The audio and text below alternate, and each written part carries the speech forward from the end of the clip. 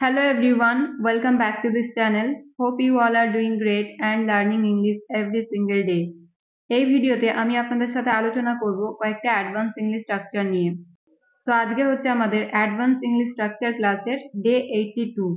যারা এই চ্যানেলে এই প্রথমবার ভিডিও দেখছেন তাদের জন্য বলে রাখি, অলরেডি এই চ্যানেলে অ্যাডভান্স ইংলিশ স্ট্রাকচারের উপর 81 ভিডিওস আপলোড করা আছে। আপনারা চাইলে সেই ভিডিওগুলো দেখতে পারেন। তো চলুন এবার ভিডিওটা শুরু করা যাক। আমার যাওয়ার কথা আছে, তার আসার কথা আছে।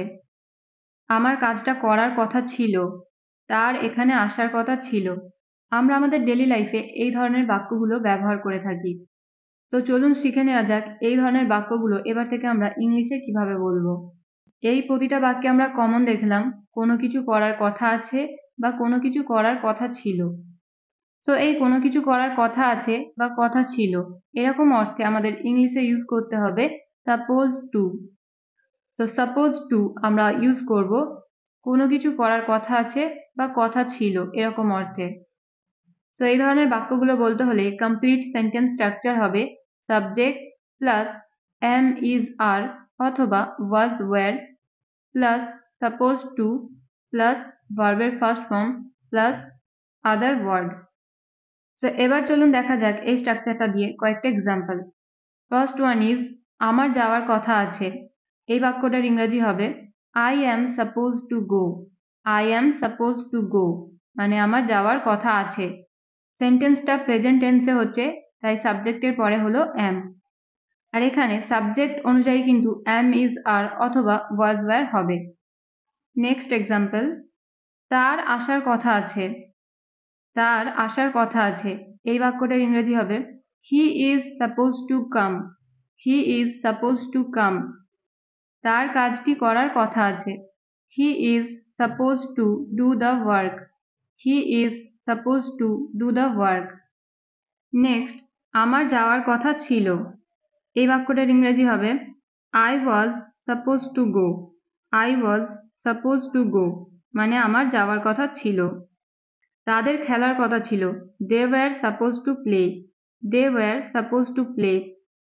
এবার এই স্ট্রাকচারটা থেকে আপনাদের প্র্যাকটিসের জন্য একটা সেন্টেন্স, তোমার আমার সাথে দেখা করার কথা। এই বাক্যটার ইংরেজি কি হবে এবার আপনারা কমেন্টে লিখে জানান। 2 নাম্বার স্ট্রাকচার, ধীরে ধীরে সবকিছু ঠিক হয়ে যাবে। তুমি ধীরে ধীরে সব বুঝে যাবে। পরিস্থিতি ধীরে ধীরে ভালো হয়েছে। ধীরে ধীরে আমি ইংরেজি শিখছি। আমরা আমাদের ডেইলি লাইফে এই ধরনের বাক্যগুলো বলে থাকি, রাইট? সো প্রতিটা বাক্যে আমরা কমন দেখলাম ধীরে ধীরে। ধীরে ধীরে এই কথাটা ইংলিশে বলতে হলে আমাদের বলতে হবে গ্র্যাজুয়ালি। গ্র্যাজুয়ালি মানে হলো ধীরে ধীরে। কমপ্লিট সেন্টেন্স স্ট্রাকচার হবে গ্র্যাজুয়ালি প্লাস সেন্টেন্স। এছাড়াও যদি আমরা প্রথমে সেন্টেন্স ও শেষে গ্র্যাজুয়ালি বসাই তাহলেও কিন্তু সেন্টেন্স ভুল হবে না, রাইট? তো চলুন কয়েকটা এক্সাম্পল দেখা যাক। প্রথম এক্সাম্পল হলো ধীরে ধীরে সবকিছু ঠিক হয়ে যাবে। এই বাক্যটা ইংলিশে বলতে হলে আমাদের বলতে হবে gradually everything will be fine. Gradually everything will be fine. বা আমরা বলতে পারি everything will be fine gradually. Everything will be fine gradually. দুটোই সেন্টেন্স কিন্তু কারেক্ট। পরের এক্সাম্পল, তুমি ধীরে ধীরে সব বুঝে যাবে। এই বাক্যটার ইংরেজি হবে you will understand everything gradually. You will understand everything gradually. বা আমরা বলতে পারি gradually you will understand everything. ধীরে ধীরে তুমি সব ভুলে যাবে। You will forget everything gradually. You will forget everything gradually. অথবা gradually you will forget everything. পরিস্থিতি ধীরে ধীরে ভালো হয়েছে। The situation gradually improved. The situation gradually improved. মানে পরিস্থিতি ধীরে ধীরে ভালো হয়েছে। ধীরে ধীরে তুমি এটা শিখে যাবে। You will learn this gradually. You will learn this gradually. অথবা আমরা বলতে পারি gradually you will learn this. So I hope আপনারা এই স্ট্রাকচারটা বুঝেছেন। এবার আপনাদের প্র্যাকটিসের জন্য যে সেন্টেন্সটা থাকবে আশা করছি আপনারা সবাই সেটার অ্যান্সার দিতে পারবেন। তো সেন্টেন্সটা হলো ধীরে ধীরে আমি ইংরেজি শিখছি। তো এই বাক্যটা আপনারা ইংলিশে কিভাবে বলবেন let me no in the comments. এবার আমরা দেখব 3 নাম্বার স্ট্রাকচার। তুমি কি টিচার হতে চেয়েছিলে? মেয়েটি কি গায়িকা হতে চেয়েছিল? রাজু কি ফুটবল খেলোয়াড় হতে চেয়েছিল? তারা কি অভিনেতা হতে চেয়েছিল? তো এই প্রতিটা বাক্যে আমরা দেখলাম কেউ কিছু হতে চেয়েছিল, রাইট? তো এই ধরনের বাক্যগুলো বলতে হলে সেন্টেন্স ফর্মুলা হবে did plus subject plus want to be plus other word. এবার আমরা কয়েকটা এক্সাম্পল দেখব যাতে আপনারা ভালোভাবে বুঝে যান যে এই ধরনের সেন্টেন্সগুলো আমরা ইংলিশে কিভাবে বলতে পারি। তুমি কি টিচার হতে চেয়েছিলে? Did you want to be a teacher? Did you want to be a teacher? মেয়েটি কি গায়িকা হতে চেয়েছিল? Did the girl want to be a singer?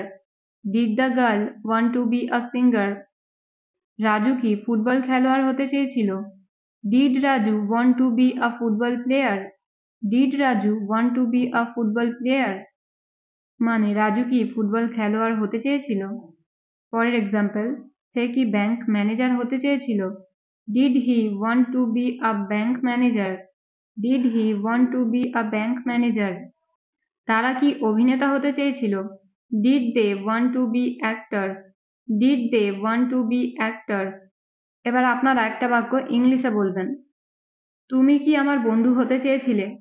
এই বাক্যটা আপনারা ইংলিশে কিভাবে বলবেন কমেন্টে লিখে জানান। Now let's see the next structure. তুমি অবশ্যই ক্লাসে ছিলে।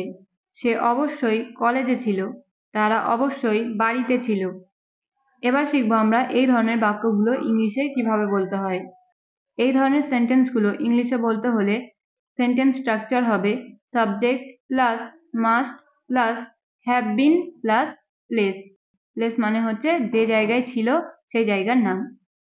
এক্সাম্পল, তুমি অবশ্যই ক্লাসে ছিলে। এই বাক্যটার ইংরেজি হবে you must have been in the class. You must have been in the class মানে তুমি অবশ্যই ক্লাসে ছিলে। সে অবশ্যই কলেজে ছিল। He must have been at college. He must have been at college. তারা অবশ্যই বাড়িতে ছিল। They must have been at home. They must have been at home. সে অবশ্যই হাসপাতালে ছিল। He must have been at hospital. He must have been at hospital. তুমি অবশ্যই আমতলাতে ছিলে। You must have been at Amtala. You must have been at Amtala. সে অবশ্যই স্কুলে ছিল। She must have been at school. She must have been at school. এবার আপনাদের প্র্যাকটিসের জন্য একটা সেন্টেন্স, তুমি অবশ্যই বাজারে ছিলে। এই বাক্যটা আপনারা ইংলিশে কিভাবে বলবেন কমেন্টে লিখে জানান। এবার আমরা দেখব 5 নাম্বার স্ট্রাকচার। আমি গাড়ি চালাতে জানি না। আমি সাইকেল চালাতে জানি না। আমি মোবাইল ইউজ করতে জানি না। আমি সোশ্যাল মিডিয়া ইউজ করতে জানি না।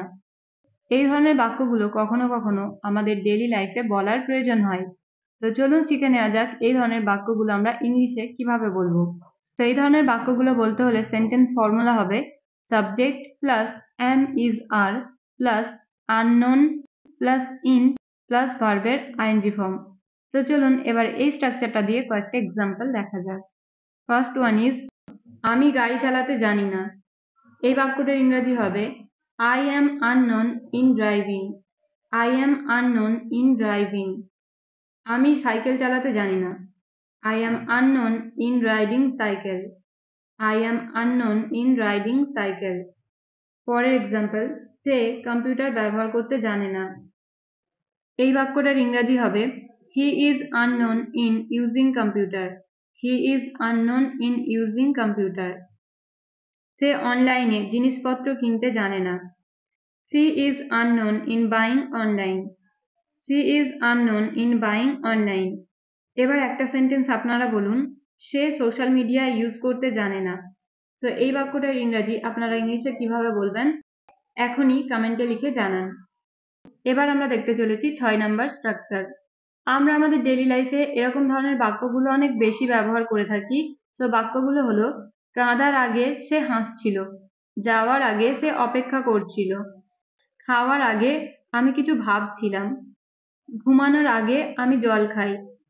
তো চলুন এবার শেখা যাক এই ধরনের বাক্যগুলো আমরা বাংলা থেকে ইংলিশে কিভাবে বলবো। প্রথমেই আমরা দেখব সেন্টেন্স স্ট্রাকচার। সেন্টেন্স স্ট্রাকচার হলো বিফোর প্লাস ভার্বের ING form plus sentence. So example, কাঁদার আগে সে হাসছিল। বিফোর ক্রাইং সি ওয়াজ লাফিং। বিফোর ক্রাইং সি ওয়াজ লাফিং মানে কাঁদার আগে সে হাসছিল। যাওয়ার আগে সে তোমার জন্য অপেক্ষা করছিল। Before going he was waiting for you. Before going he was waiting for you. খাবার খাওয়ার আগে আমাদের হাত ধোয়া উচিত। খাবার খাওয়ার আগে আমাদের হাত ধোয়া উচিত। Before eating food we should wash the hands. Before eating food we should wash the hands. পরের এক্সাম্পল, বাইক চালানোর আগে তোমার হেলমেট পরে নাও। এই বাক্যটার ইংরেজি হবে before riding bike wear your helmet. Before riding bike wear your helmet.